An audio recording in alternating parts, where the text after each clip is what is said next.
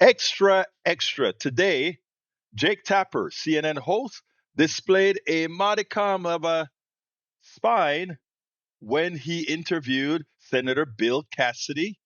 And I want to tell you something. Normally, when Democrats are being interviewed, when progressives are being interviewed, when others are being interviewed, Jake Tapper is usually tough on them. But you bring a Republican into the House, he generally lets them slide. Well, all these hosts on mainstream media make them slide with a whole lot of easy comebacks or no comebacks at all.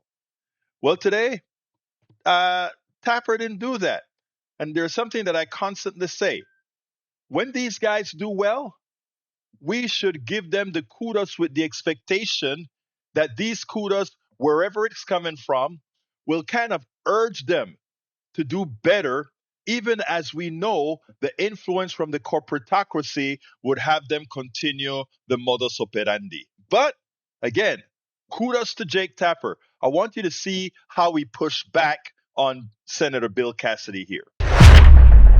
As you know, this goes way beyond just vaccinations. A member of the Kennedy family this weekend, Tatiana Schlossberg, JFK's granddaughter, she has a moving essay in The New Yorker about her fatal cancer diagnosis. And in it, she writes, quote, "As I spent more and more of my life under the care of doctors, nurses, and researchers striving to improve the lives of others, I watched as Bobby," that's a reference to RFK Jr., "cut nearly $500 million for research into mRNA vaccines, technology that could be used against certain cancers. He slashed billions in funding from the NIH." And she goes on and on and on. RFK Jr., according to his own family, is causing real damage to the health of the United States of America. You don't seem willing to criticize him by name at all, unlike members of his family. So, Jake, clearly, this conversation, you want me to be on the record saying something negative. And, of course, it makes news if Republicans spite each other. I get that. I don't even know that he's a Republican. Rather focusing upon, or whatever. But but I'm all about how do we make America healthy? And I speak as a physician. And I don't think the tit for tat is what people are about. I don't think the inside the beltway, oh, he said, she said, he said, he said. I think what's important, Jake, and what we should be focused on right now is how do we make America healthy? You mentioned healthcare costs. Right now, some insurance policies are so expensive that people cannot afford the deductible, so they don't get the needed care.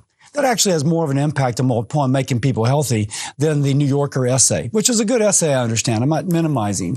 But if we're actually going to speak to people, get vaccinated, discuss with your physician, but also how do we help it so you can afford the health care?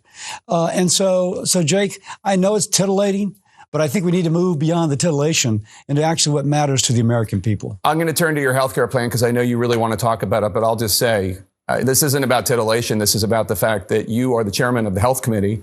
And you voted to confirm somebody that, by all accounts from the medical and scientific community and his own family, including his dying cousin, this health secretary is actually making America less healthy when it comes to vaccines and studies.